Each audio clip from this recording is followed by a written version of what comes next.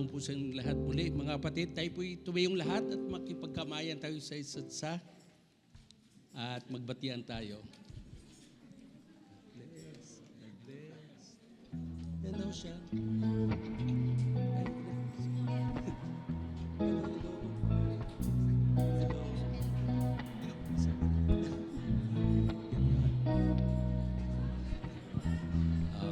Okay.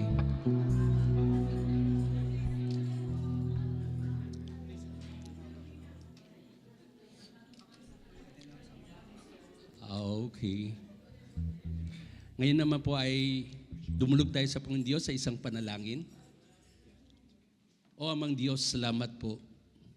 Dahil sa minsan isang araw kinatagpo niyo po kami, magmula noong Panginoon Diyos. Nagkaroon ng kabuluhan ng buhay namin, yung meaning ng buhay na totoong ay naging meaningful para sa bawat isa sa amin. Hayaan niyo po, Panginoon Diyos, na kayo ang siyang maitaas po namin sa kalagitnaan even as we sing and praise you through songs. Hayaan niyo rin po, Panginoon Diyos, na kung sino man sa amin ang may mga kabigatan sa puso, may mga challenges sa mga buhay nila sa pagkakataon nito, we pray that in the name of Jesus, your will be done, your name be glorified. And may you find each one of us that in whatever situations we are in, we may trust you that these things will pass. Hayaan niyo po na kayo po ang maganda sa mga puso po namin, maging sa aming pakikinig ng inyong mga salita, na maikintal niyo po sa mga puso po namin ang mensahe ninyo po. And accordingly sa katotohanan na minsan pa'y napakinggan namin, sa pamagitan ng Banal na Espiritu, we submit ourselves that we might be able to do what is commanded us. Na buong puso, buong paniniwala that this is your message for us. Kaya hayaan niyo po na mag-glorify po namin patuloy ang inyong pangalan. Bless your holy name. At pagpalain niyo po ang mga kapatiran namin narito, mga padako pa dito, mga kaibigan o mga bisita na meron po kami, ay hayaan niyo po mapagpala rin. Dalangin po namin ito ng may pagtitiwala sa pangalan po ng aming Panginoon Jesus. Amen. Amen. Psalm 95, come, let us sing for joy to the Lord. Let us shout aloud to the rock of our salvation. Let us come before him with thanksgiving and extol him with music and song. For the Lord is a great God, the great King above all gods. Amen. Good afternoon po, church. Maaaring, katulad nga po na nabanggit ni Pastor Freddy, maaaring itong nagdaang linggo may have looked different for each of us. Some filled with joy, some marked by challenges, some carrying moments that tried to steal our peace. Yet, here we are today, standing together, sustained by God's grace. Before we lift our voices in praise, tanungin muna natin ang ating mga katabi, kaya pa ba? Kaya pa ba, kuya? At sabihin natin, nandito kami para sa'yo, hindi ka nag-iisa. Amen. Yan, sabihin po natin ulit, nandito kami para sa'yo, hindi ka nag-iisa. Yan, amen. God is already moving through the love and encouragement we share as one family.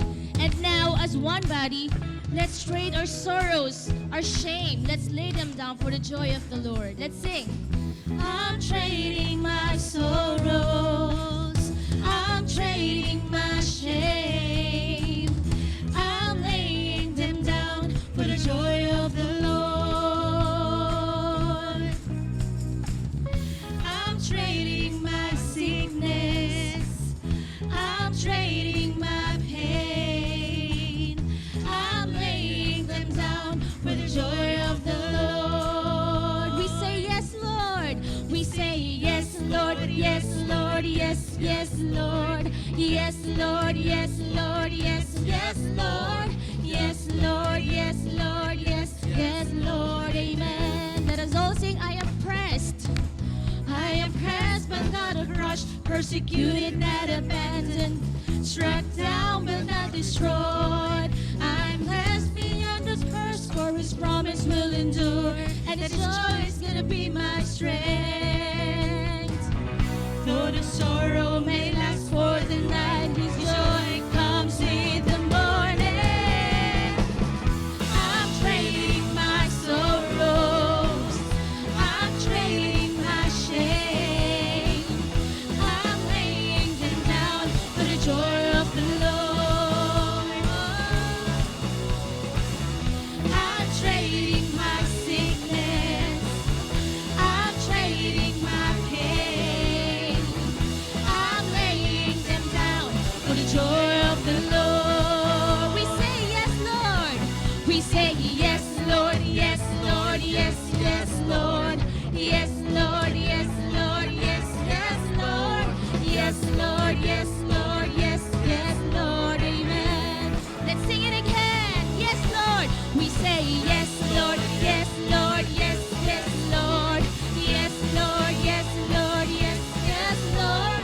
Yes, Lord, yes, Lord, yes, yes, Lord. Amen. Let's sing my Redeemer lives.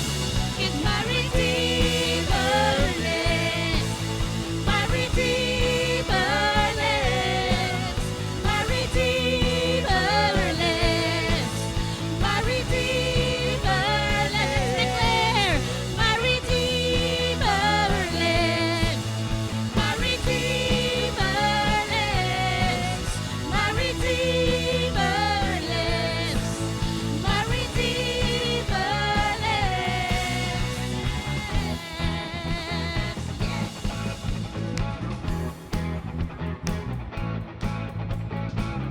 I know He rescued my soul.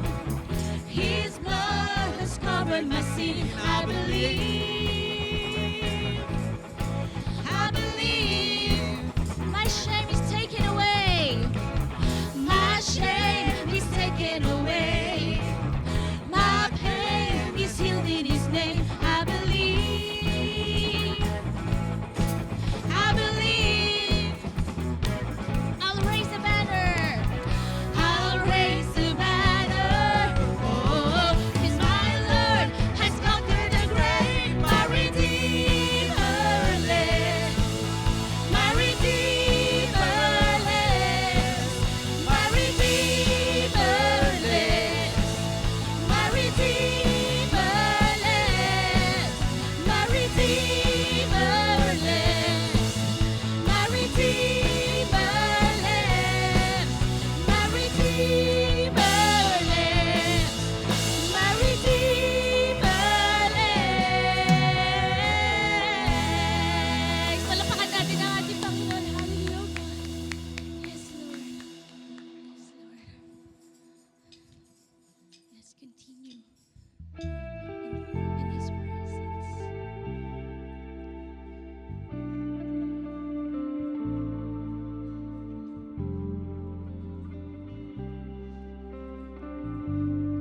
Yes, Lord. We bless your holy name, Lord.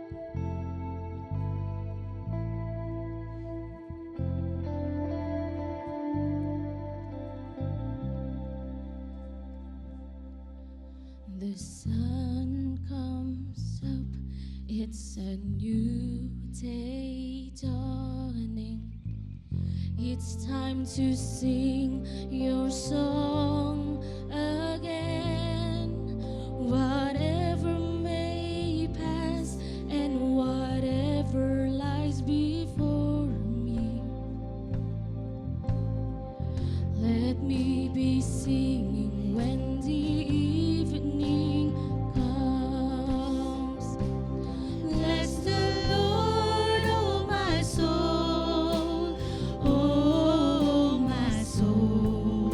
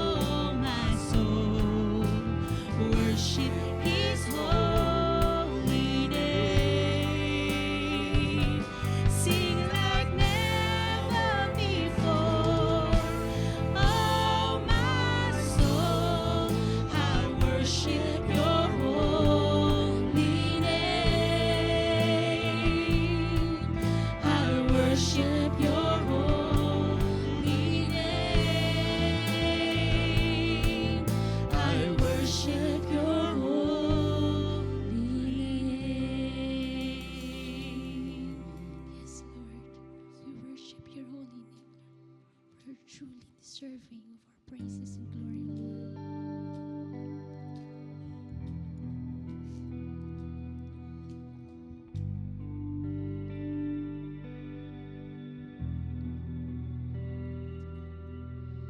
Pawang kabutihan ang nais mo, ibinikay mong buhay ay ganap at gusto. Sa landas ng pagbabago, katuwiran mo ang lalakaran ko. Diyos, ang kabutihan mo ay magpakailanman. Ikaw ang simula at katapusan. Hindi ka nagmamaliw, katapatan mo'y walang hanggan. Ang kabutihan mo'y magpakailanman.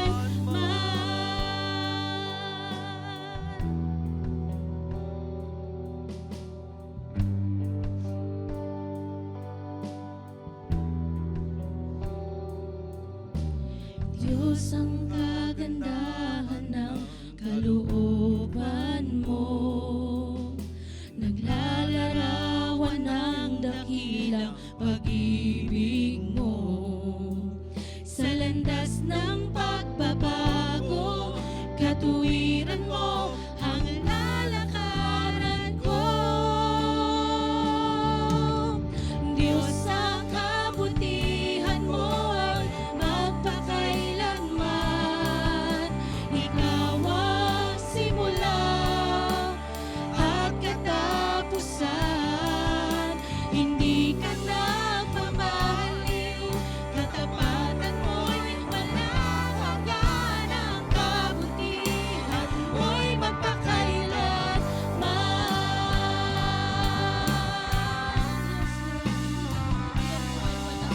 Lord, karapat-dapat pagkalain, papurihan at sambahin, O God. Naway ang mga awitin ito, Lord, ang maging isig sa iyo. Sabay-sabay nating awitin. Hallelujah, purihin ka. Hallelujah, hallelujah. Purihin ka, O Diyos, magpakailanman.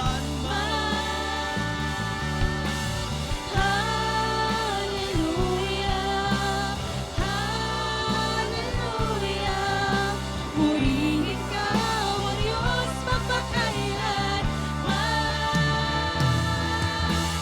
Diyos, ang kabutihan mo ay magpakailanman.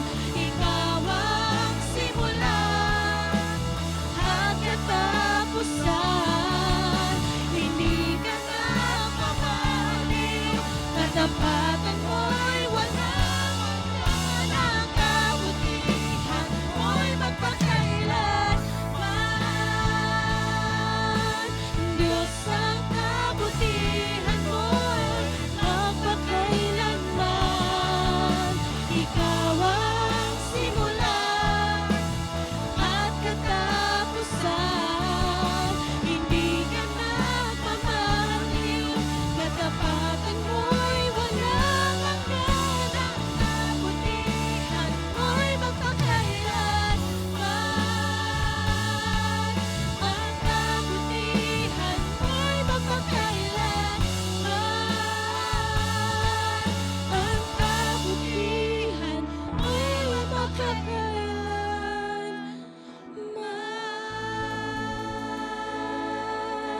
Yes, Lord. Palakpakan natin ang ating Panginoon. Tunay siyang mabuti, O God. Salamat, Panginoon. Purihin ka, Lord. Purihin ka. Yes, God. Yes, Lord. Purihin ka, Lord. Let us remain standing for the reading of His Word. Our gospel today is taken from the book of James, chapter 5, verses 1 to 12. Let us read the verses responsively and all together at the last verse. Verse 1. Now listen, you rich people. Weep and wail because of the misery that is coming on you.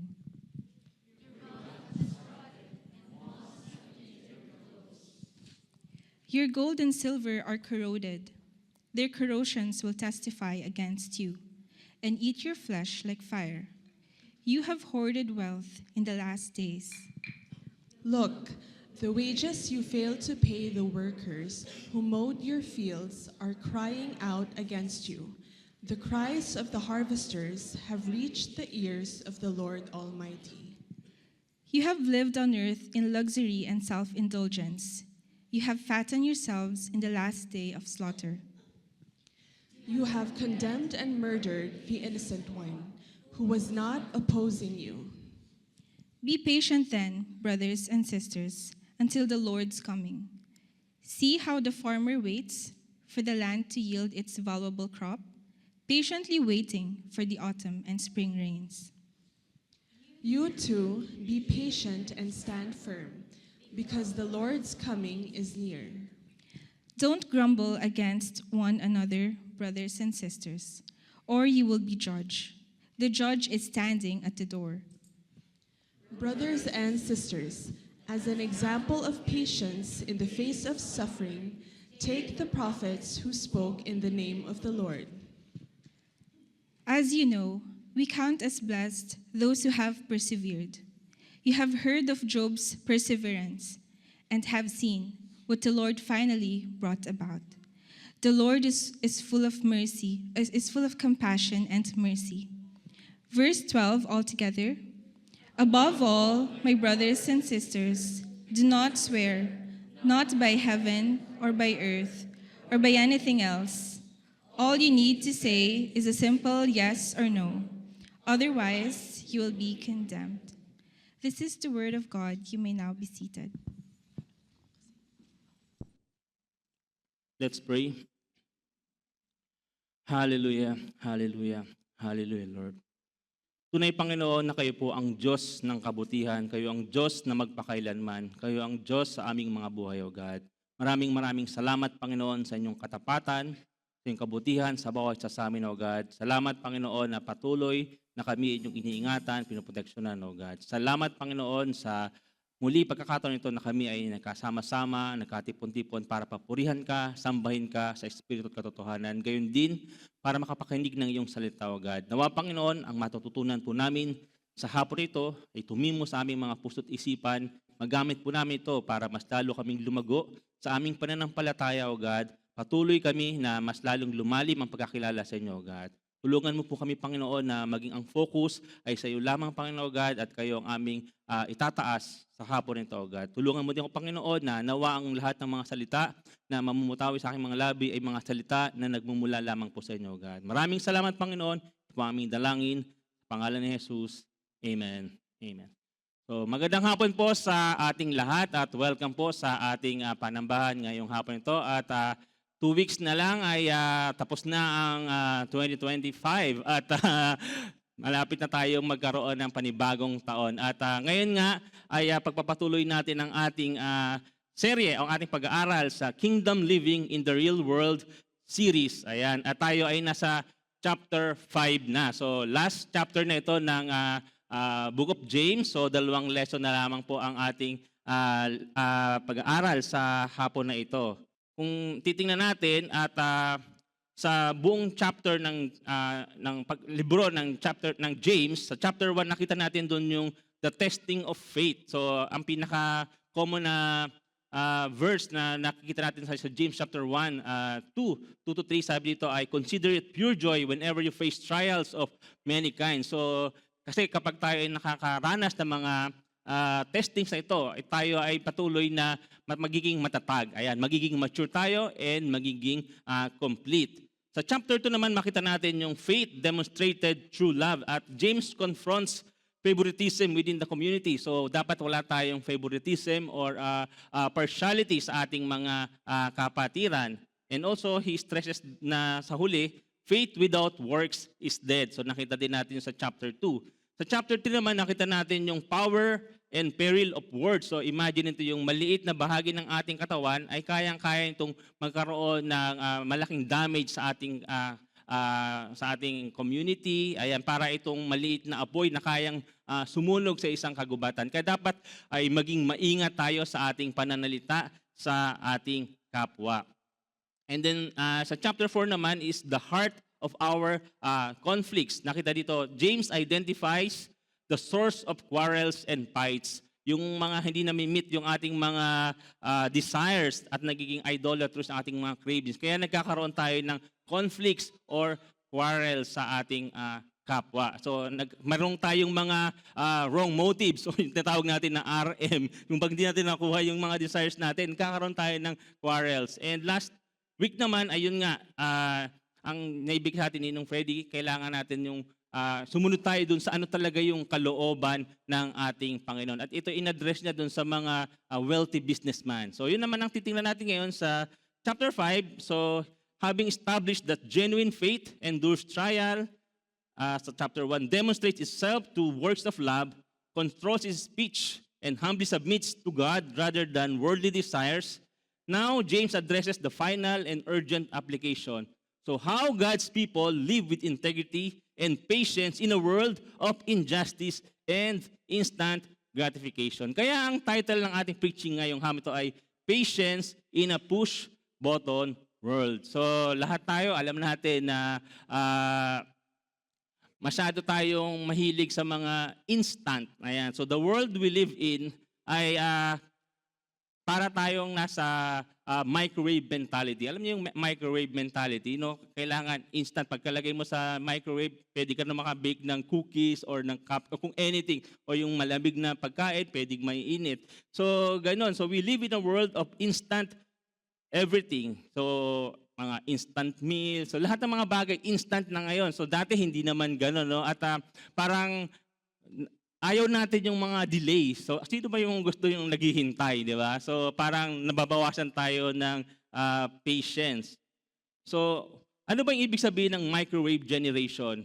So, what does being a part of the microwave generation mean to you? The commonly accepted explanation is that we're living in an era obsessed with instant results, from heating up microwave meals to texting, messaging applications, and social media platform. So, di ba pag dati, no, nung natatandaan ko pa yung kuya ko, yung pangay namin ay nasa Saudi, para makamusta namin siya, it takes mga 2 weeks para yung malaman namin kung kumusta siya. Kasi yung sulat namin, so sino nakaranas na magsulat at ipapadala po sa post office. So after 1 week, siguro makakarating sa kanya yun, then sasagot siya. After 2 weeks, kung sumagot na agad siya, ay makaka-receive kami ng sulat. Pag may dumating na motor na yung tawag doon. Oh, yun. Alam na, ay, may sulat. So, di ba? Pero ngayon, mag-message ka, ilang minuto lang hindi ka nag-reply, nainip na yung message mo, di ba? Parang tagal mo mag-reply. Pero kahit within the day or kahit ano, ay makaka-receive naman tayo for sure ng reply, di ba? Pero nung time na yon, parang ang hirap. So, now we are in a microwave generation or nga, instant lahat. So instant of everything. So ano ba yung world na mayroon tayo ngayon? So sabi ko nga kanina, meron tayong mga instant. Like nung dati yung kape, nung sa Batangas, bago kami makapagkape, kailangan mo nang maglaga ng kape na yung talagang yung powdered at matagal mo yung pakukuluan para magkaroon ka ng masarap na kapeng barako. Pero ngayon, sino yung mga may coffee maker dyan? Di ba? Parang isang push lang. Uy, ang sarap na. Anong gusto mo? Latte ba? Or ganyan. Di ba napakadali? Ano? Or instant meals, mga cup noodles, mga ganyan. So pag gutom ka, madali tayong makakain agad. No? Kasi marami mga ready-to-eat meals. Init mo lang sa microwave. So napakaganda. Maganda talaga na may microwave tayo ngayon. No? Kasi talagang nakita natin nag-evolve yung technology. Then meron din mga instant delivery. So gusto natin same-day delivery. Kapag nainip tayo, nakakainip, di ba yung sa Temu, no? Pag hindi agad na-deliver, parang nainip tayo. Pero meron naman talaga din sa Philippines or mga same-day delivery pag meron tayong gusto mga ipa-deliver. So meron tayong mga apps na ganyan. Ngayon din dito, siyempre sa Bahrain, meron tayong talabat, no? Mag-order ka, hindi ka na pupunta sa grocery. Mag-ano ka lang doon sa talabat or kung saan man. Meron na dyan, after ilang hours or ilang minutes, andyan na yung delivery mo. Di ba? Ang bilis lang. We have also yung instant entertainment. Sa mga phone natin, pwede na. Hindi na tayo nanonood ng sine. Sino pa pong nanonood ng sine dito? Isa na lang, Sister Mean. Sa phone natin, pwede tayong manood ng Netflix, mga movies, at maglagay ka ng popcorn sa sa microwave. Meron ka na ring instant popcorn, pwede ka nang mag-movie marathon. Di ba? So, napakabilis. Siyempre, minsan gusto natin instant pera. Sino bang ayaw ng pera dito? Wala, no? Lahat tayo gusto din easy money. Marami yan, easy money. Parang ganito, no? Ito, nakita niyo na ba ito? Magkano yan? Yung isang bundle na yan, 1,000,000 yan. At kung titingnan mo, 40 million yung kung kinrap ko dyan. Marami pera. Marami na rin ngayon, no? Napakabilis ng pera. Kung gusto mong maging instant rich, mag-contractor ka. Joke lang. So, nakikita natin doon, napakadami ng ways na yung tao parang naiinipin sila sa mga bagay na dapat naman ay mabilis. Dapat naman ay pinaghihintayan natin. So, dapat hindi tayo. Kaya ang topic talaga natin ay patience. Sabi mo nga sa katabi mo, patience. Ayan. So, be patient po sa akin sa hapon na ito at medyo kung mahaba-haba yung ating message, be patient po, no? So I think yan yung kailangan natin sa panahon ngayon, especially na instant na lahat. Okay? Be patient po, be patient. Pero yung ating human experience or yung life's most important things, yung ating character, yung wisdom, yung justice, spiritual growth, it require time, struggle, waiting, and patience. So siyempre yung character natin, hindi naman yun yung overtime ay overnight. Dati hindi ka mapasyensyoso or dati talagang magagalitin ka. Hindi man yun overnight, kinabukasan mabait ka na ulit. So it requires time para tayo ay ma-develop natin yung character natin. Also sabi nga dito, you cannot microwave integrity. Yan, di ba? You cannot download courage like a muscle. Character strengthens only through repeated resistance, through saying no when it's easier to say yes, telling the truth when a lie would spare pain, and showing up when you want to quit. So parang muscle, no, kailangan natin dinidevelop at tinetrain yan. So parang si Brother Glenn, no, sa Ironman, hindi naman yan isang araw lang siya magti-training, ready na siya kinabukasan o ready na siya sa next year na World Championship, di ba? Kailangan training yan para ma-develop yung muscles or yung stamina na kailangan niya para makatapos na ng triathlon. So ganun yung sa character natin. Parang yung wisdom din. It takes time and waiting para magkaroon tayo ng wisdom. Hindi yung mga information na nakukuha lang natin ngayon sa internet. Mabilis ngayon no? Mag-text ka lang, type ka lang sa ChatGPT or kay Gemini, sasabihin na yung mga sagot tayo. No? Yun, information yun. Pero yung wisdom talaga, o yung karunungan, yung godly wisdom, it takes time and waiting para ma-develop natin yun. Kasi minsan may mga bagay tayo na basta na lang natin sasabihin, walang wisdom. So, kailangan dinidevelop din natin yan. Yung justice, it takes struggle and patience din. Lalo na ngayon, no, parang napakabagal ng justice system. Lalo na kung ikaw yung yung nagawa ng mali or kasalanan, parang ang tagal ng justice, no? Parang isa yun sa lalo sa Pilipinas siguro, ang tagal ng justice system, no? Pero it takes time and patience din. Sabi nga dito, you can win a legal case quickly, but achieving justice in a community, yung racial reconciliation, economic equity, is like turning a massive ship. It requires sustained effort, course corrections, and weathering storms of opposition. So, kailangan din ng struggle and waiting itong sa justice. Also, yung spiritual growth natin, hindi din naman tayo nagmamature agad overnight. So, it takes time, yung habits, yung mga spiritual disciplines, para tayo ay magkaroon ng spiritual maturity at mag-grow tayo spiritually. Di ba? Kailangan develop natin yung lahat ng mga habits na yon para magkaroon tayo ng spiritual maturity. And it takes a lot of patience din. Patience. So, bitin ulit natin, patience. Patience. Oh, wala na kayong patience, no? Patience. Ano ba yung patience? It is the capacity to accept or tolerate delay, trouble, or suffering without getting angry or upset. May kilala ba po ba kayong ganyan ngayon? Na hindi nagagalit kapag ka siya ay nadidelay or merong suffering, may trouble na nangyayari, especially sa daan. Para yung mga driver dyan. No?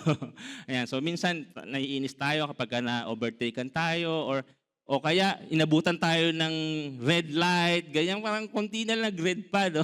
Parang ganyan. So, pero kung okay lang sa'yo, ibig sabihin, meron kang patience. Also, it is also like yung long suffering, no? Yung patience is also long suffering. So it is patiently putting up with people who continually irritate us, to remain steadfast under provocation, to withstand in the face of problems and issues. Comes from the power of God when we depend on Him. So ito yung patience. It's also, yung patience is part of yung fruit of the Spirit sa Galatians 5:22-27. But the fruit of the Spirit is love, joy, peace, patience or forbearance or long-suffering, kindness, goodness, faithfulness, gentleness, and self-control. So yung patience is part of yung fruit of the Spirit na ito ay dinidevelop din. At hindi ito yung instant na nagkakaroon tayo. So patient. So ang outline ng ating lesson or ng sermon sa hapon ito, yung una, it is yung the danger of impatient wealth. Yung verses 1-6 or yung the judgment coming upon the oppressive rich for verses 5, chapter 5 verses 1-6. Una yung the announcement of the judgment, the description of the judgment, the charges against them in the judgment, which is yung oppression of the poor laborers, the self-indulgence of the rich, and then the violence against the righteous. So titingnan natin itong mga verses ito, and then yung sa next part, so mamaya naman natin yung titingnan. So ito muna sa point sa A natin, the judgment coming upon the oppressive rich or the danger of impatient wealth. Kasi minsan talagang yung iba gusto talaga mabilisan talaga, instant yaman. So sino pong tumataya ng loto dito? Hopefully wala, no. Instant yaman, parang ganyan. Parang gusto mong yumaman, ano. So wag po tayong tataya doon. Okay, verse 1. So ito yung ang point natin is the announcement of the judgment or yung warning. So verse 1 sabi, now listen, you rich people, weep and wail because of the misery that is coming to you. Sabi niya, pakinggan niyo ito, mga mayayaman.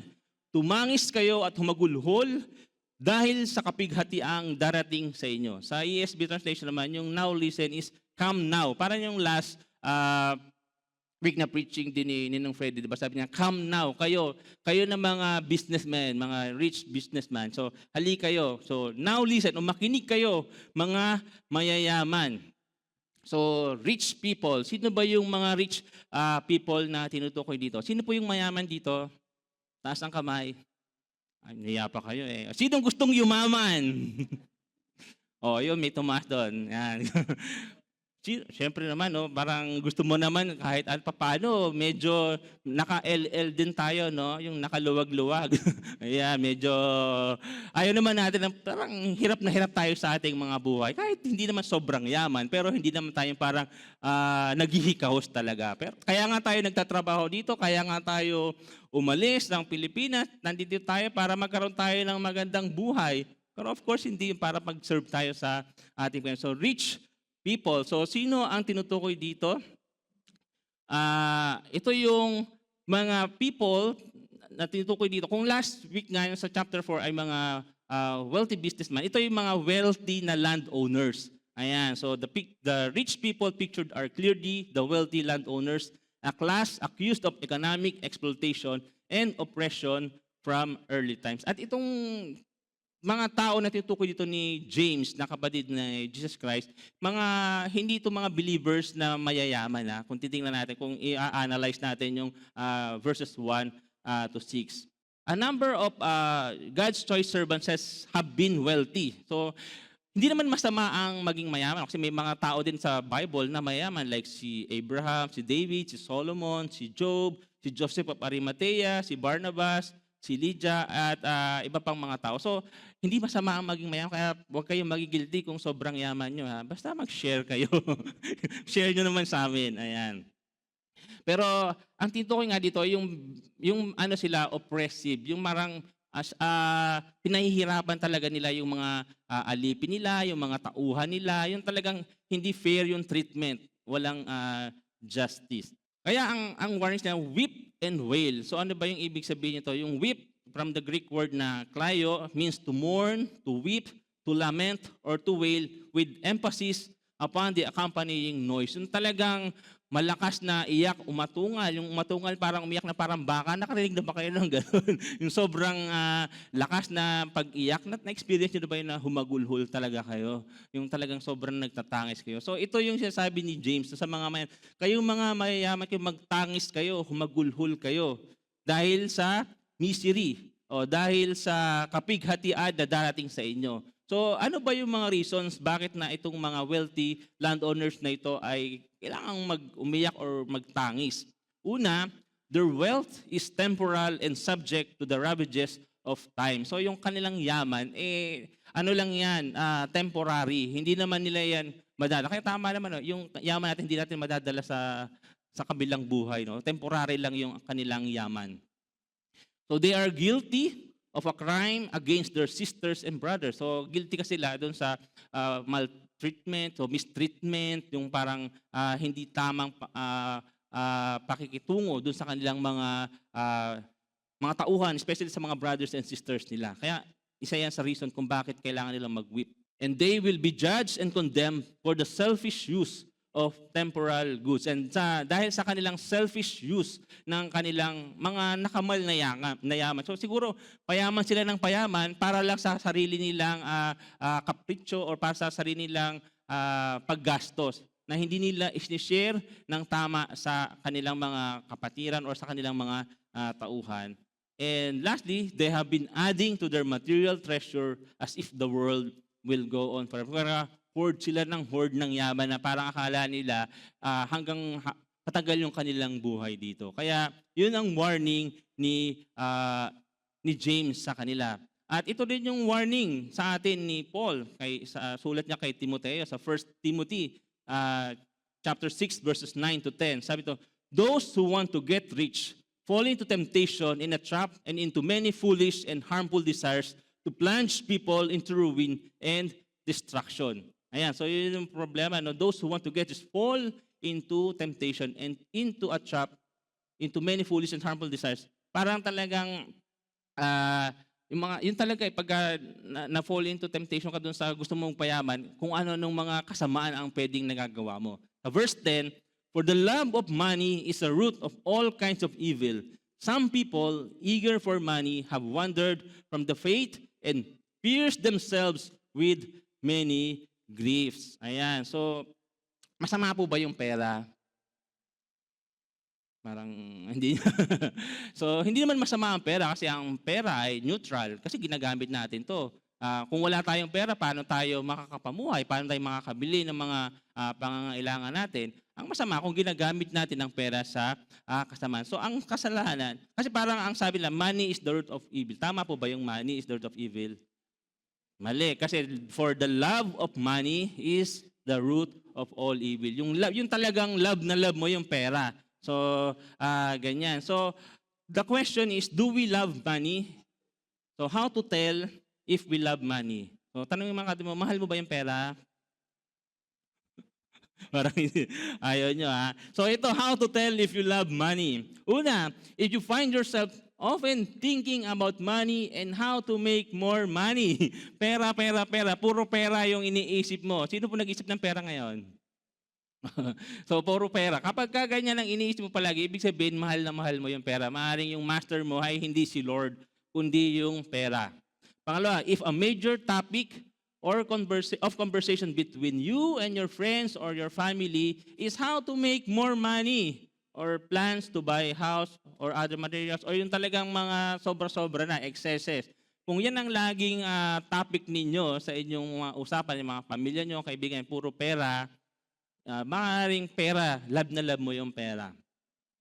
Pangatlo, if you often compare how much you make or the amount of materials you have to others, either in pride because you are doing well, or in envy because you are not. So kapag kino-compare mo na yung buhay mo dun sa iba, dahil, oy, nakaka-LL ka na, nakakaluwag-luwag ka, marami akong, mas marami akong properties, marami akong pera sa kanya, maaring out of pride, kino-compare mo. Or maaring ikaw naman, naiinggit ka, siya, bakit siya ganun? Ako parang ito lang yung ganyan. So, maari na, isa din yan sa indication na maaring love mo yung money. And last, pang-apat, if you are stingy and find it hard to give to God and other people, yung medyo close, yung talagang tight na tight, ayaw mong, yung hindi ka malang makapagbigay sa iyong kapwa, parang hirap na hirap, parang ganyan. So, parang poor mentality, parang ganyan. Parang hindi ka makapagbigay man lang kahit konti. Parang yun, isa yun sa, isa rin kung na masasabi natin na ikaw ay mahal mo yung pera. And panglima, if at work or yung sa trabaho natin, yan, you are scheming for ways to get a promotion or always thinking about changing to a better pay. Kumbaga, masama yung pinaplano mo. Okay naman, wala namang masama kung gusto nating ma-promote. Pero kung gumagawa ka ng paraan para apakan mo yung mga office mate mo or medyo ka sa boss mo, ayan, medyo hindi na maganda yan. So, yun ang mga indications or ito yung mga isa nating pwedeng masabi na love natin ng pera. And hopefully, sa lima na to, wala naman sana sa atin na ganun ang iniisip natin sa ngayon. Okay, so yun yung paano natin malalaman kung mahal ba natin yung pera. Okay, verse 2 and 3. Ito yung the description naman ng judgment. So verse 2, sabi ito, your wealth has rotted and moths have eaten your clothes. 3a muna, your gold and silver are corroded. Ayan. So ano yung description ng judgment, ng coming judgment doon sa mga mayayaman na yun? Yung una, yung rotten, yung kanilang wealth ay nabubulok. Ayan, yung wealth nila. Example, yung storehouses nila ng corn and grains are going bad. So yun yung nangyayari sa kanilang kayamanan. Ruined, their clothes or yung garments nila ay kinakain ng mga, kung ano mga anay or kung ano man nasisira na yung kanilang mga kasuotan. Rusted, your gold and silver have rusted. So yung mga ginto at pilak nila ay nangangalawang na. So imposible yun. So the symbolism in these verses is powerful and evocative. The imagery of corruptive riches, moth-eaten garments, and conquered gold and silver paints a vivid picture of the decay and moral rot that comes with the pursuit of wealth at the expense of others. So, the rust of their riches serving as a witness against them speaks to the idea of the material wealth have they accrued being a damning testimony of their sinful actions. Kumbaga, yung mga nangyayaring ito sa kanilang mga kayamanan ay nagiging testimony ito sa judgment na paparating sa kanila. Yun nga sa gold, no? Your gold and silver are corroded. Sabi dito, gold in its pure 0.999 fine form is one of only two other known metals, platinum and chromium, which are resistant to gold. So, sino po mga gold dito? Tingnan nyo nga kung kinakalawang na. So, kapag kinakalawang yan, hindi yan pure gold. Hindi yan totoong gold. Okay?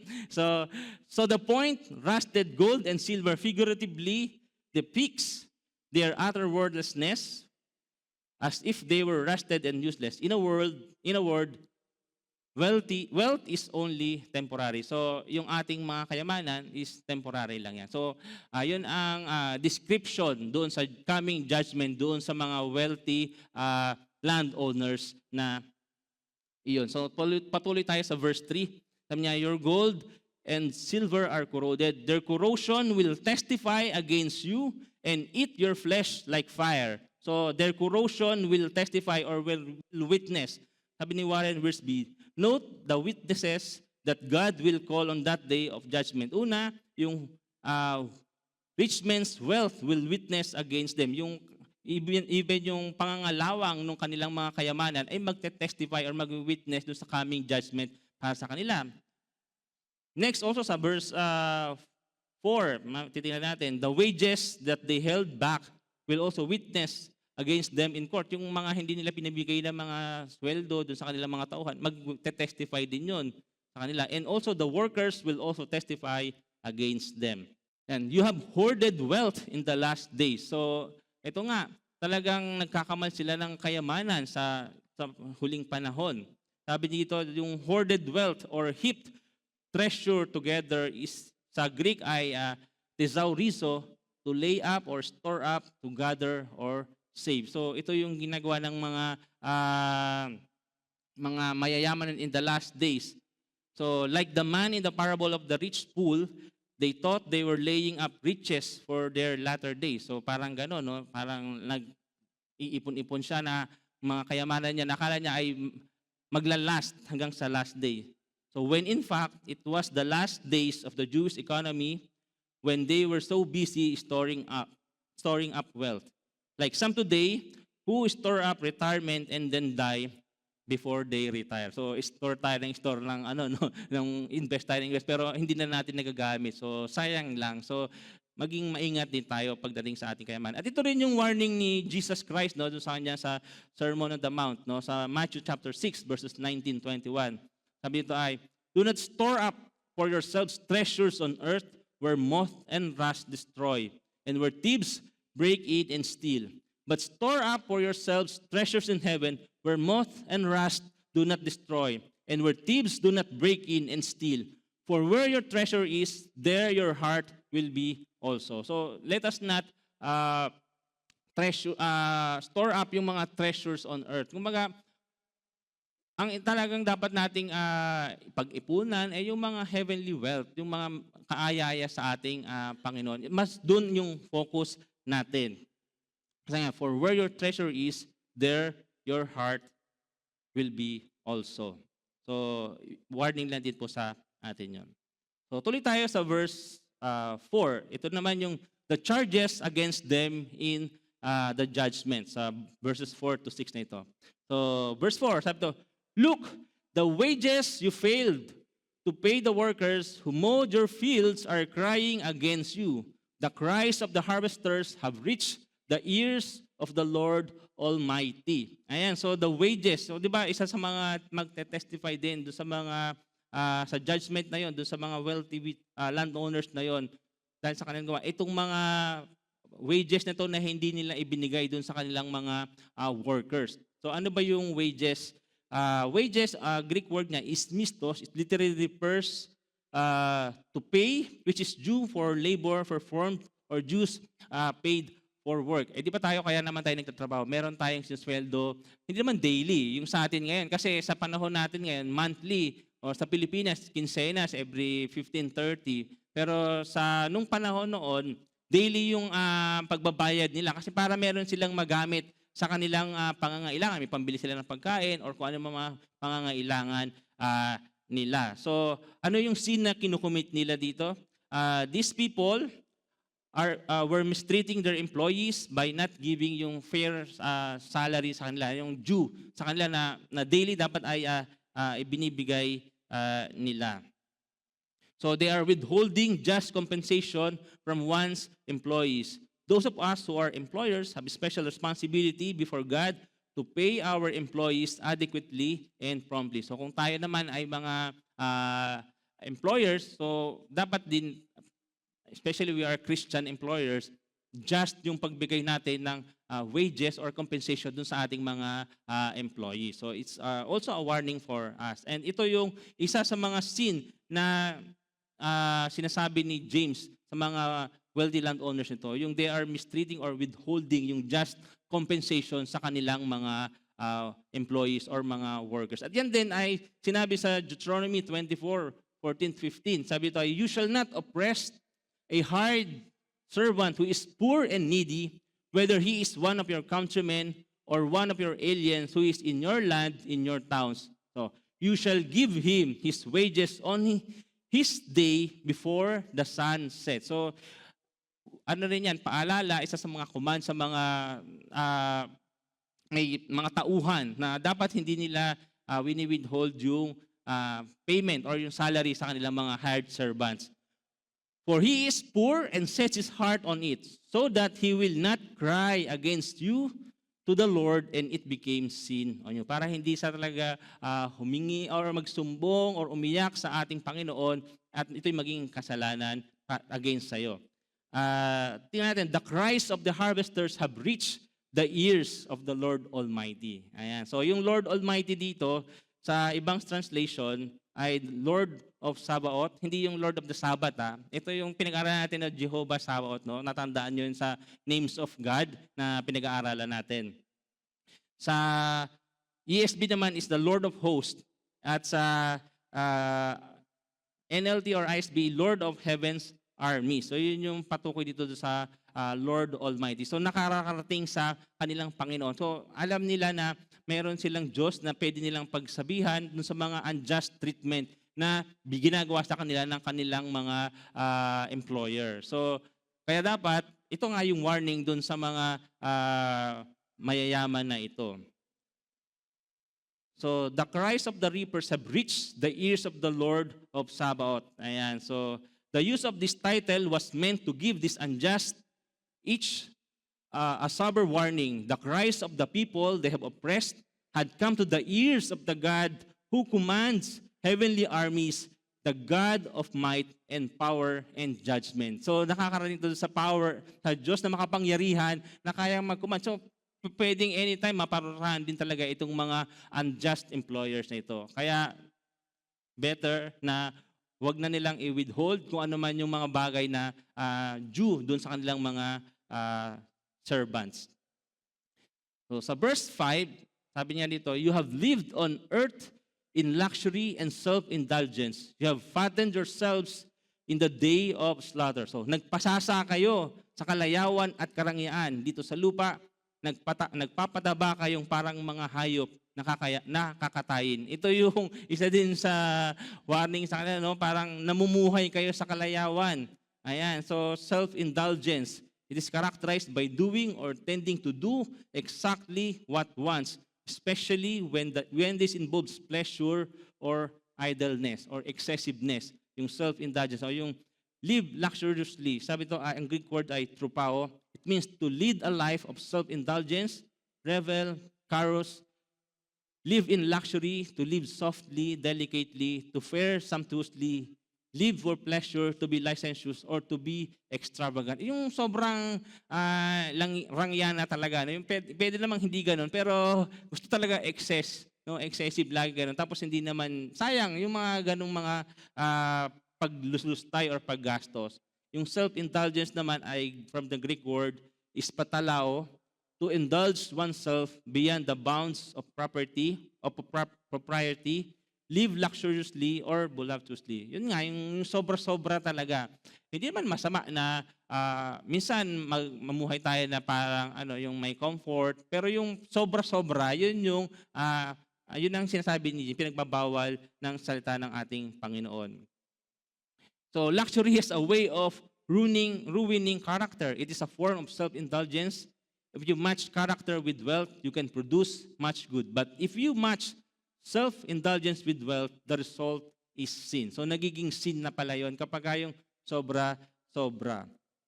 Kasi ang iba ang mentality nila, YOLO. Ano ba yung YOLO? You only live once. No? Parang dapat gastusin na natin anong meron tayo. The world's foolish mantra is you need to be a little bit self-indulgent today as by tomorrow. Reality will kick in. You only go around once, so get all the gusto you can. So parang gano'n. No? Wag naman sanang gano'n yung atin na isang beses lang taman tayong mabubuhay sa mundo ito. Di magpakasasa na tayo, magpaka-enjoy na tayo sa ating mga buhay. Which is, hindi naman yun yung purpose na at kung bakit tayo narito. And sa verse 6, you have condemned and murdered the innocent one who was not opposing you. So isa rin ito sa mga sins. So they are condemning and killing the innocent one. Yung you have condemned from the Greek word katadikaso, kata against and dikaso to judge, pronounce sentence from dike or judgment. It means to give judgment against a person, recognize the evidence against him, pass sentence, condemn. So itong mga rich na landowners to, they are murdering or they are condemning yung mga mahihina, yung mga innocent ones. Siguro yung labor nila sobra-sobra, yung mga ganyan, tapos hindi naman tama yung pagbabayad sa kanila, yung parang ganon. So, yan ay mga bagay na nagiging kasalanan. Kaya ano yung impatience ng mga wealthy? Kung isa-summarize natin, it is hoarding wealth and not sharing it. So, they are hoarding wealth at hindi naman nila isinishare ng tama. Withholding just compensation from one's employees, living in luxury or softness and self-indulgence, and then condemning and killing the innocent. So yun yung ang masama. And impatience often leads to injustice. So yun yung problema. Kaya ano naman yung instruction ni Paul sa mga mayayaman niya? Makikita rin natin ito sa 1 Timothy 6. Itutuloy natin yung verse na binasa natin kanina sa verses 17 to 19 ng chapter 6. Command those who are rich in this present world not to be arrogant, nor to put their hope in their wealth, which is so uncertain, but to put their hope in God, who richly provides us with everything for our enjoyment. Command them to do good, to be rich in good deeds, and be generous and willing to share. So, yun pala yung command no, sa mga mayaman, to do good and to be willing to share. Yung hindi yung, ayoko nga, akin lang to, di ba? So, yun ang command.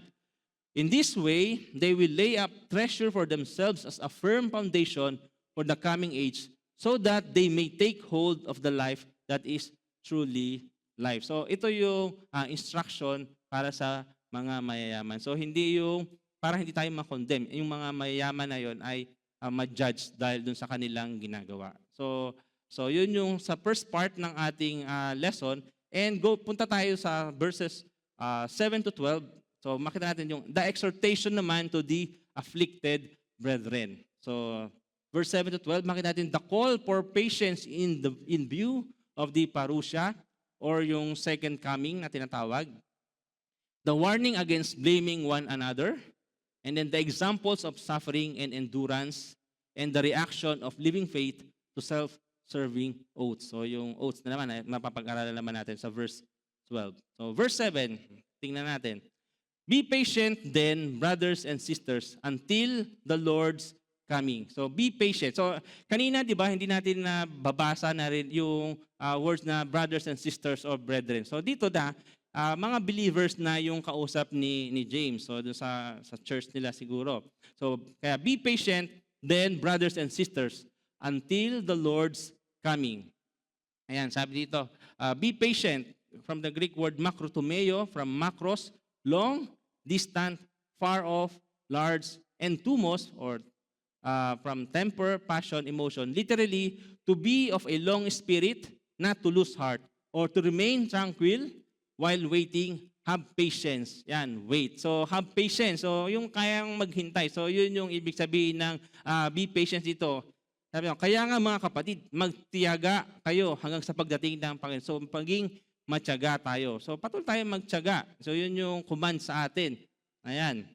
Sa second part, see how the farmer waits for the land to yield its valuable crop, patiently waiting for the autumn and spring rain. So ang binigay na example, unang example dito ni James ay yung mga magsasaka.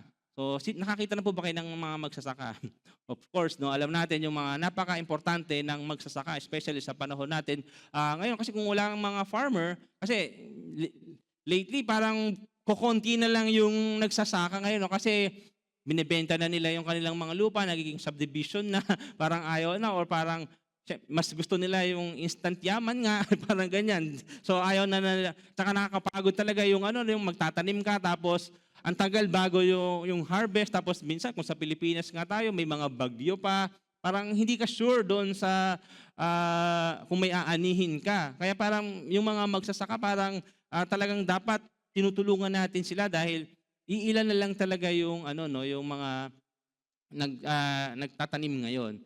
And ako po, proud ako na sabi ko, pag yung elementary tayo, no, di ba, ano yung trabaho ng tatay mo? Ano yung trabaho ng nanay mo? So, tatay ko talaga is farmer. Yung nanay ko naman ay dressmaker. Parang laging ganun yung partner ng mga mag-aasawa. No? So, kaya, farmer man yung tatay ko, pero wala naman kaming sariling lupa na talagang meron kaming tinatanim na sinasaka namin. At pagdating ng panahon, ay meron kaming aanihin. Kumbaga ang nangyayari, nakikitanim kami or tinatawag din kami dun sa mga yung mga may mga lupa. Tapos pag time na ng anihan, makikipag-ani din kami. At portion lang din yung makukuha namin. So ngayon nga yung mga lupa doon na sa tingin ko ay naging subdivision na, puro bahay na yung makikita natin at kumukonti na yung nagtatanim ngayon. A farmer does not give up when his crop does not come to harvest immediately. He keeps on working even when the crop cannot be seen at all. Even so, Christians must work hard and exercise patient endurance even when the harvest day seems far off. At saka itong mga farmer, hindi naman yan yung pag wala pang harvest, wala na silang ginagawa. Meron din sila of course na iba pang mga ginagawa during the day. Siyempre nung pag nagtatanim sila, una magtatanim sila and sa mga susunod na mga araw, tinitingnan din nila yung mga tanim nila kung may tumutubo bang mga damo o may mga insekto. So yun yung mga pamamaraan para mapasiguro nila na magkakaroon sila ng magandang harvest pagdating ng panahon. At nakita natin dito yung they are patiently waiting for the autumn and spring rains. Sa Middle East, tayo naman familiar tayo dito sa spring rains. No? Ito naman yung autumn rains. So parang itong time na to, yung from October to November, yun yung autumn rains na hinihintay ng mga farmers. So sure sila na darating yung rain. So ngayon sa atin dito, parang lately natin experience nitong December, ito yung autumn rains. And ang next na rain na ay after mga April or May. Di ba? Ganon din yung na-experience natin dito. And sure, itong mga farmers na to, small farmers na to sa Palestine na may dadating na ulan. Hindi naman talagang walang ulan kasi kailangan yung ulan para dun sa kanilang mga pananim. Kasi kung walang ulan, hindi rin siguro mabubuhay. At kaya yun yung nila na time nila para magtanim. So alam nila. So yun yung isa sa mga characters ng mga farmers. Ganon sila matyaga. So ano yung masasabi natin dun sa waiting of the farmer? So when we think about it, the waiting and need for endurance we have in Christian life is very much like the waiting of the farmer. He waits with a reasonable hope and expectation of reward. So talagang nag-expect siya ng reward. He waits a long time. He waits working all the while. He waits depending on things out of his own power with his eye on the heavens. He waits despite changing circumstances and many uncertainties. So naghihintay pa rin siya kahit na maraming mga changing circumstances or mga uncertainties. Yun nga, minsan kung may mga bagyo or hindi naman nila inaasahan o mga pest na dumadating. He waits encouraged by the value of the harvest. He waits encouraged by the work and harvest of others. He waits because it does no good to give up. No, talagang naghihintay siya kasi kapag nag-give up ka, hinayaan na or masisira yung mga pananim nila. Sayang yung yung tinanim niya, wala silang aanihin. He waits aware of how the seasons work. Alam talaga nila kung paano nag-work yung season. So, sa atin naman, tag-ulan at tag-init lang, pero dito siguro sa Middle East, meron din silang iba-ibang season. And he waits because as time goes on, it becomes more important and not less to do so. So, ganun din sana yung maging attitude natin na kagaya ng mga farmer, na kaya nating maghintay, kaya nating maging patient, maging matyaga. Pag minsan meron tayong mga pinagpipray, parang, Lord, ang tagal naman. Diba? Bakit hindi ko pa nakukuha itong sagot na ito? So, maging example sa atin itong mga farmer kung paano sila ay matyaga sa paghihintay para sa result or sa harvest na hinihintay nila.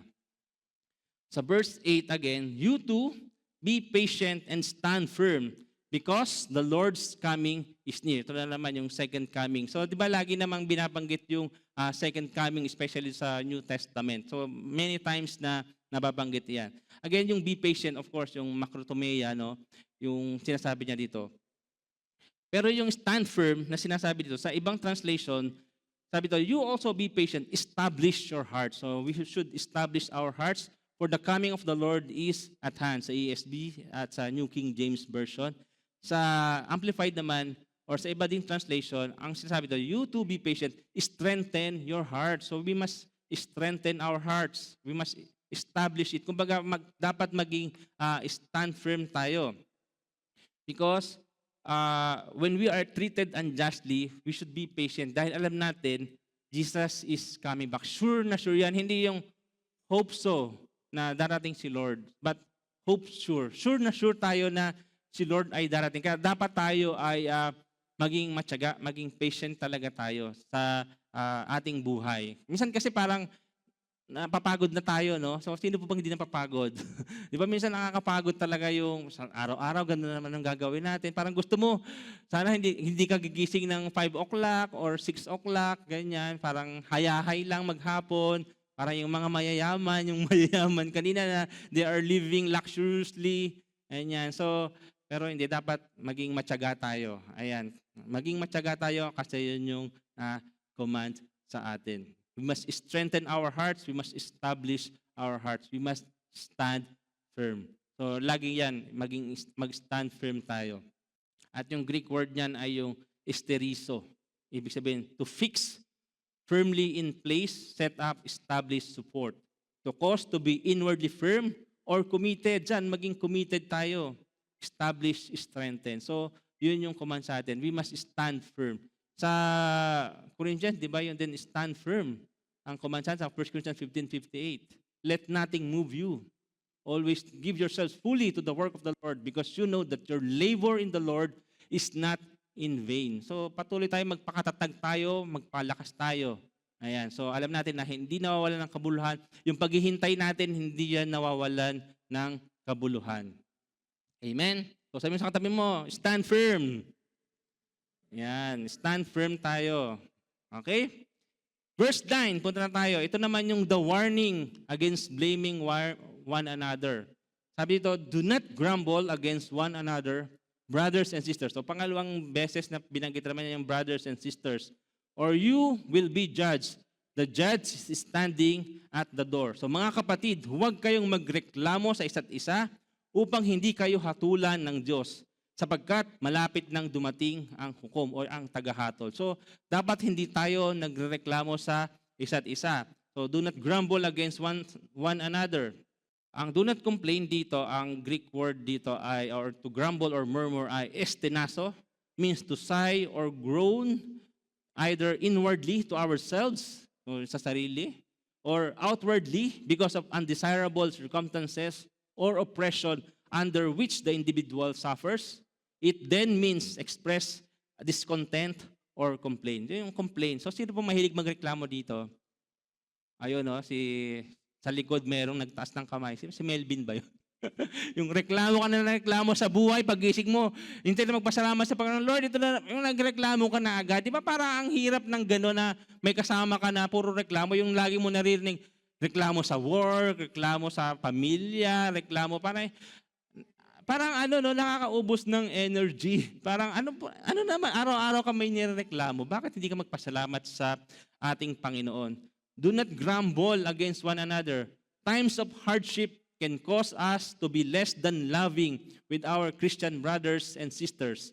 So, yun nga it can cause us to be less loving. Kasi parang lahat ng bagay na nakita mo, kahit sa church, nirereklamo itong kapatid na to, parang laging late, kaya itong kapatid to, hindi nag-minister, parang, bakit sila laging tinitignan, bakit hindi ikaw, no? Tingnan mo yung sarili mo, wag yung iba. Kasi ba parang ganun, kaya parang instead na i-encourage natin yung mga kapatid natin, nagiging loving tayo, lagi nating kino-complain or lagi tayong may complain sa kanya. Hindi man natin i-complain directly sa kanila.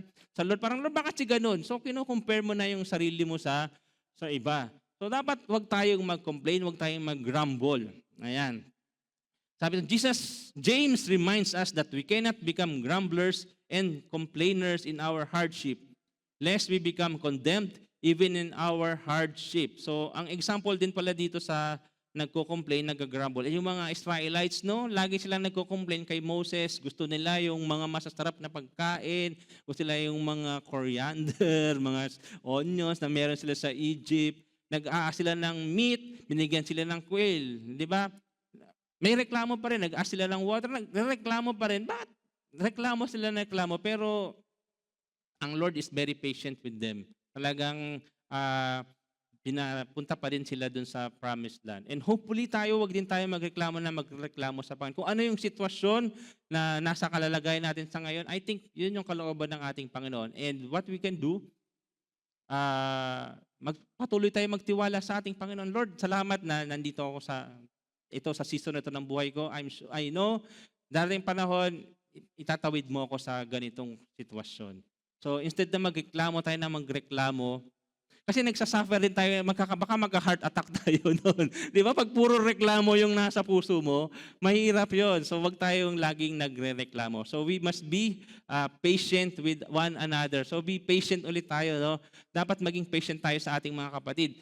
Of course, iba-iba din yung level ng spiritual maturity natin. Meron siguro mga bago pa lang, kaya siguro ganun pa yung attitude niya. Hindi pa siya masipag, hindi pa siya fully nagsusubmit sa ating Panginoon. Dapat maging matyaga tayo sa Kanya. Ipag-pray natin sila instead na mag-ireklamo natin sila ng ireklamo. So maging loving tayo and encouraging para ma-encourage din naman yung mga kapatiran natin na yun. So mas masarap 'di ba maging loving kaysa dun sa grumbling tayo ng grump. So sa verse 10, again, so pangatlong beses, brothers and sisters, as an example of patience in the face of suffering, take the prophets who spoke in the name of the Lord. So ito, nagbigay example na naman. Kanina yung farmer. Ito naman yung mga prophets, yung mga old. So sabi ito, as much as God honored and loved them, yung mga prophets, yet they were not exempted from afflictions, but were maligned, criticized, and persecuted by men. And therefore, when they suffered such harsh thing, it is no shame for you to suffer the like. So kung yung mga prophets nga ng mga olden times, ng mga unang panahon, ay nagsasuffer din. So, tayo rin for sure, makaka-experience din tayo ng mga sufferings. Ayan, so, isa sa example natin dyan, si Jeremiah or the weeping prophet. Jeremiah is one of the example of someone who endured mistreatment with patience. He was put in the stocks, thrown in the prison, and lowered into miry dungeon. Yet, he persisted in his ministry. So si Jeremiah, yung the weeping prophet, so talagang nagpatuloy din siya sa kanyang ministry. Nag-persist siya, nag-persevere siya. So magandang example din yan. Isang example din si Joseph. So example siya ng patience. No, kung paano hinulog din siya ng mga kapatid niya sa balon, na pupunta din siya sa Egypt. Parang hindi naman mabilis yung yung pag-ascenso niya, di ba? And of course, naka-experience pa siya ng temptation, ganyan, kay asawa ni Potiphar, nakulong siya. Pero iba rin yung yung galaw ng Panginoon sa kanya at in-endure niya lahat yon. So sa Genesis 50:20, parang sinabi niya, ito yung mga bagay na ginawa ito, pero may purpose ang ating Panginoon kung bakit nangyari yun sa kanya, to save many lives. So magandang example din si Joseph. And marami pa, hindi lang naman sila. Marami pa tayong mga makikita na example sa Bible or even sa mga kapatiran natin na pwede nating gawin sila na inspiration, example ng perseverance or ng patience. Verse 11, as you know, we count as blessed those who have persevered.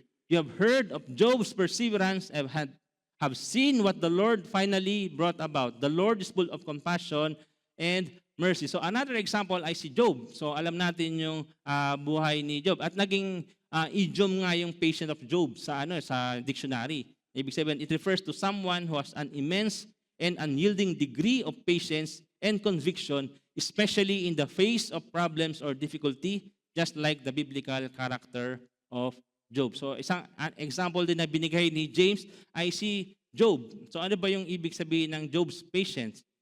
It is a steadfast trust in God. So the English word patience can sometimes suggest passive endurance. However, in Job's case, this virtue includes active persistence in faith. Job thus questioned his afflictions and cries out in anguish, but he refuses to renounce God. Yan. So yung patuloy siyang nagtitiwala sa ating Panginoon. Endurance amid suffering. So talagang nag-endure siya. Even while lamenting his losses, Job insists on God's ultimate purpose. He declares, he knows the way I have taken. When he has tested me, I will come forth as gold. So in ancient Hebrew thought, gold refined by fire depicts purity through trials. Job's endurance anticipates a refining process that proves his genuine devotion. And then, refusal to curse God. So, kahit yung wife niya, i-curse mo si God. So, he refused to curse God. Though, of course, meron siyang mga doubts, may mga sinasabi din siya na hindi naman perfect si Job, no? Parang siyempre naka-feel din siya, no? Pero hindi naman niya kinurse ang ating Panginoon. And then, facing mysteries beyond human understanding. So, throughout the discourses, Job learns that not all questions about pain and adversity receive easy answers. Ultimately, Job's patience includes an admission of humankind's finite perspective in light of the Creator's infinite wisdom. So, kahit minsan yung mga suffering natin hindi rin naunawaan, pero patuloy lang tayo magtiwala. Kagaya nga din ni Job. Okay? So, the Lord is full of compassion and mercy. Di ba? At ganun din kay Job. So, God was very compassionate and merciful to Job because He only allowed suffering for a very good reason. So He allowed suffering. Even sa atin, nagsasuffer tayo because of a good reason na si Lord naalalaman niya. Also because He restricted what Satan could do against Job. Hindi naman niya hinayaan talaga na mamatay si Job, no? And then Job, he is also compassionate and merciful because He sustained him with his unseen hand through all his suffering. So talagang sinustain niya pa rin si Job sa lahat ng mga pinagdaraanan niya. And he is also compassionate and merciful to Job because in the whole process, God used Satan himself. At the end of it all, God had accomplished something wonderful to make Job a better and more blessed man than ever. So nakita natin yun. Remember that as good as Job was at the beginning of the book, he was a better man at the end of it. He was better in character, humbler, and more blessed than before. So, nagkaroon din ng improvement. Kahit na sa simula, okay naman ang buhay ni Job. Pero mas, at the end ng kwento ni Job, mas naging better in character, humbler, and more blessed than before. So, lastly, ito na yung pang-apat, the reaction of living faith in self-serving oath. So, parang sa iba, parang off tong verse na, parang bakit kasama ito? So, pero part talaga ito dun sa pinag-aaral natin. Sa verse 12, above all, my brothers and sisters, do not swear, not by heaven or by earth, by anything else. All you need to say is a simple yes or no, otherwise you will be condemned. So, nung time na yun, again, sabi na naman niya sa mga kapatiran niya, brothers and sisters, so do not swear. So, do not swear. Many Jewish people in the time of James made distinctions between binding oaths and non-binding oaths. So, oaths that did not include the name of God were considered non-binding, and to use such oaths was a way of crossing your fingers behind your back when telling a lie. It is this kind of oaths that James condemned. So parang yung time na yun kasi parang nagpa-promise tayo sa parang gusto natin yung bagay na makuha natin, ginagamit natin yung oath. Kapag hindi natin nakukuha yung justice, parang, Lord, parang nagsuswear tayo. So, yun ang kinokondemn ni James dito. At ito rin yung swear dito is, Greek word is omnio, to affirm the veracity of one's statement. Parang nagsasabi ako ng totoo sa ngalan ng, parang may ginagamit tayong mas mataas na entity. Yan. To affirm the veracity of one's statement by invoking a transcendent entity, frequently with implied invitation of punishment. If one is untruthful, swear, take an oath, or simply to invoke the name of God in an oath. So parang ginagamit natin yung pangalan pa ng ating para mapatunayan natin na nagsasabi tayo ng totoo. Which is hindi na natin kailangang gawin yung mga bagay na yun. At yan din ang sinabi ng ating Panginoon sa kanyang sermon. Nakita nyo, no, parang may similarity yung mga turo ni James. Kasi siyempre, yung sa older brother na kay Jesus Christ, narinig niya din yun. At I think ginagamit niya rin yan.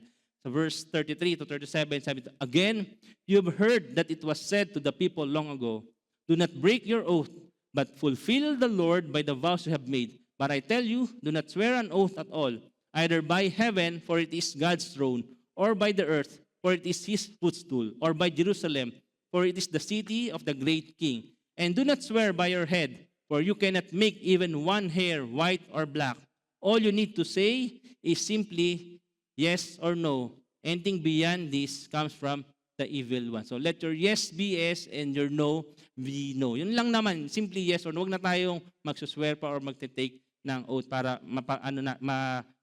patunayan natin yung katotohanan ng ating sinasabi. So how do we overcome yung impatience in this instant world or itong microwave na generation?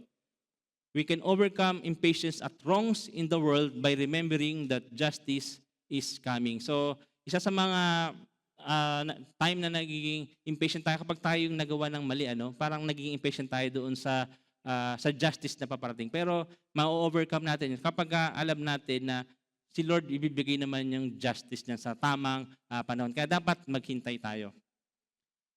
We can overcome impatience by not complaining. Ayan, so wag tayong laging nagrereklamo.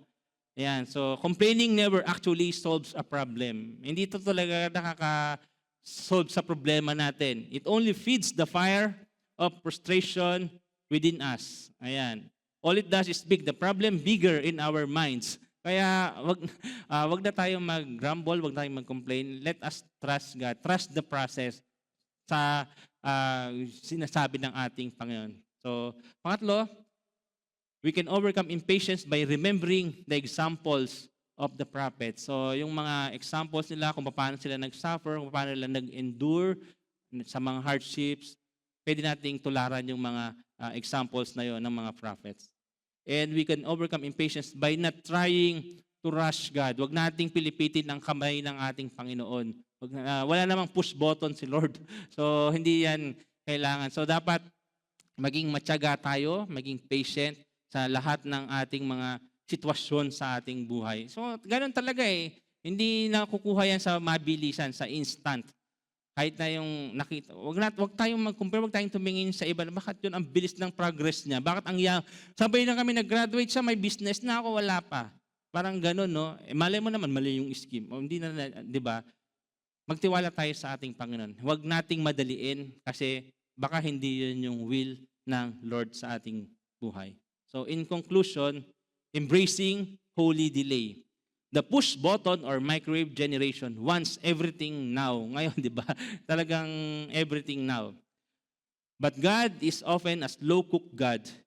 He works in marinating time, fermenting time, growing time. He is not in a hurry because He is after depth, not just speed.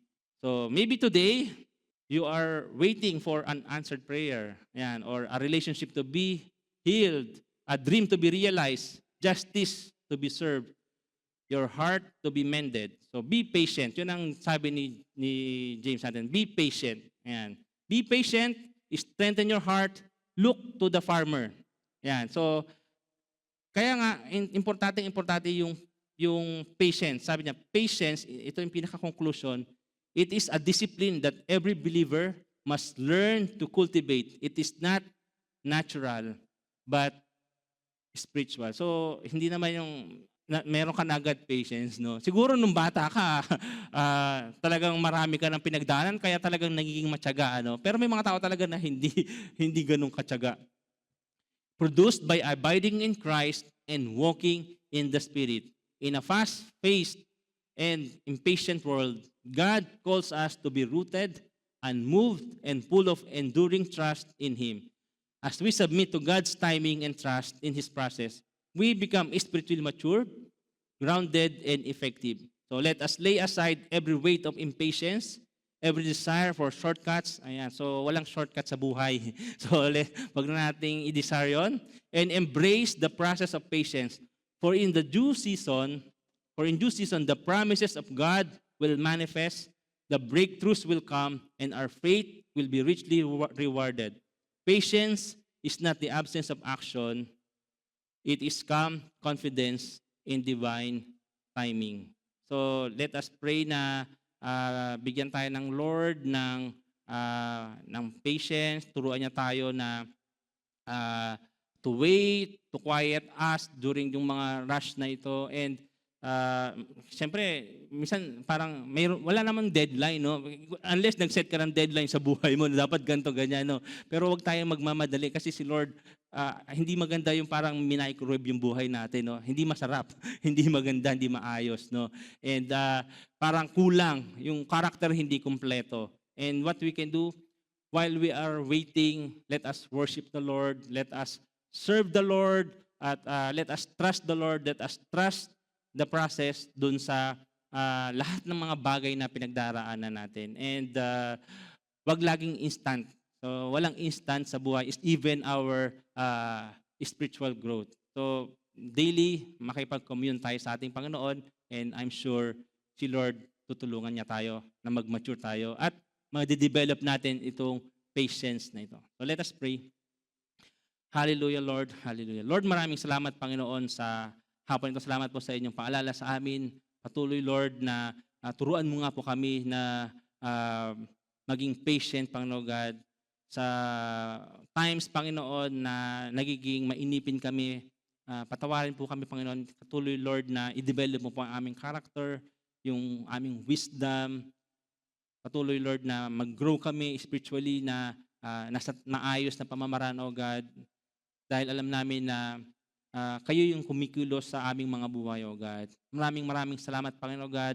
At sa inyo lamang po kami magtitiwala, O God. Paming dalangin, sa pangalan ni Jesus. Amen. God bless po.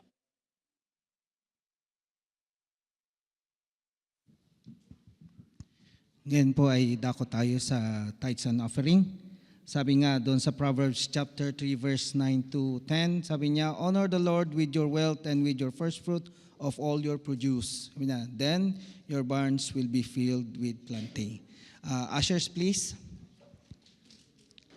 Announcement po. Okay, happy birthday po kay Brother Timothy Pagulayan.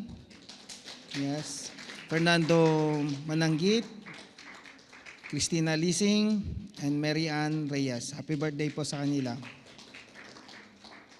Ayan po, mayroon po tayong anniversary. Si Brother Lito at si Sister Siklan.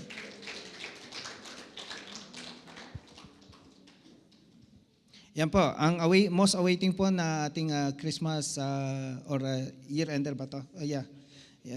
Fellowship po, Christmas fellowship this coming 26. So sa Thursday na po to. Okay? Ay, Friday po. Okay. Yung slot po, i-reserve nyo na po. And then, snack sponsorship, may mga available pa po na kung gusto pa ninyong i-fill yung slot, ko na lang po, tawag na lang po si Sister Joanne. Yan po. Yan, July 3, August 21, August 28, October 2, 9, at saka November. Tayo po'y tumayo.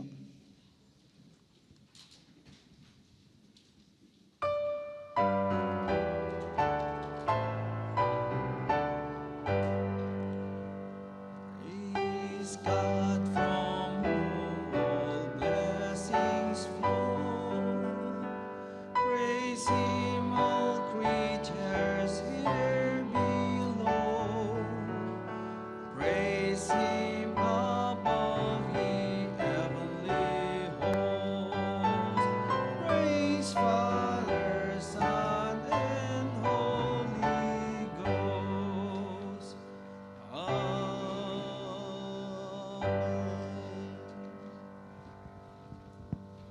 Muli po tayong umawit sa Panginoon.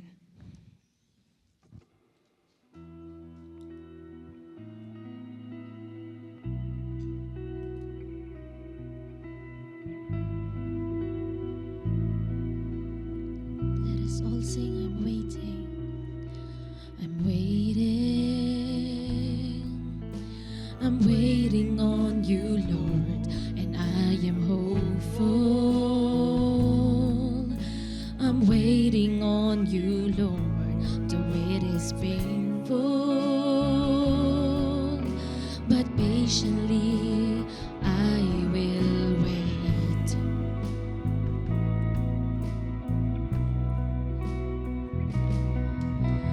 And I will move ahead, bold and confident, taking every step in obedience while I'm waiting. I will serve you while I'm waiting. I will worship while I'm waiting. I will not faint. I'll be running the race, even while I wait. Let's sing it again. I will move ahead, bold and confident, taking every step in obedience while I'm waiting.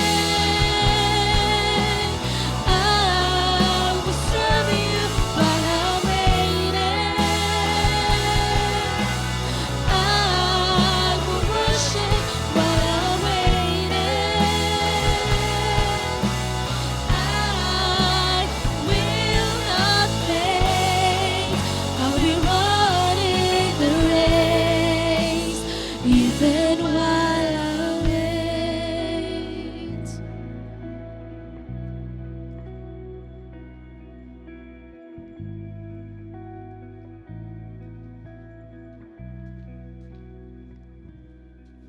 Let us pray. Oh Heavenly Father, we just concluded our worship unto you. Thank you for the words na napakinggan namin, encouraging us, oh Father, to be one of the lure of this world and the deception of this world. Help us to be patient, Panginoon, sa anumang karanasan na maaring dumating sa aming mga buhay. And help us to look unto you, Jesus, as the author and finisher of our faith.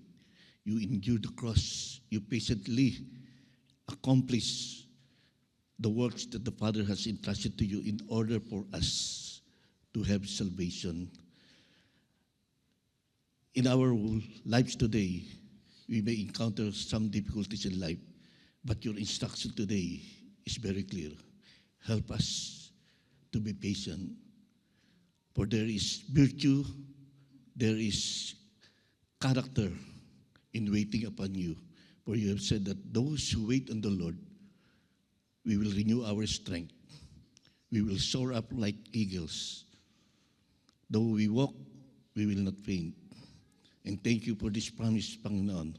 Habang kami naghihintay sa inyo, sa muli mong pagbabalik, na siyang aming blessed hope, Panginoon, na bagamat kami nakakaranas sa mga pagsubok, ng mga difficulties in life, ito po yung aming joy na pwedeng maging reward namin as we wait, as we bear patiently ang mga difficulties in life sa aming mga buhay. Father, we also thank you for this time to rejoice with our brethren na nagdiriwang ng kanilang mga kaarawan, ng kanilang mga anibersaryo. We rejoice with them for another year na pinagkaloob mo, for their experiences, for the blessings that they have encountered, sapagkat ikaw ang Diyos na tapat na nagkakaloob ng lahat ng kanilang needs. We also praise you and thank you for the offerings na naibigay mula sa aming mga puso.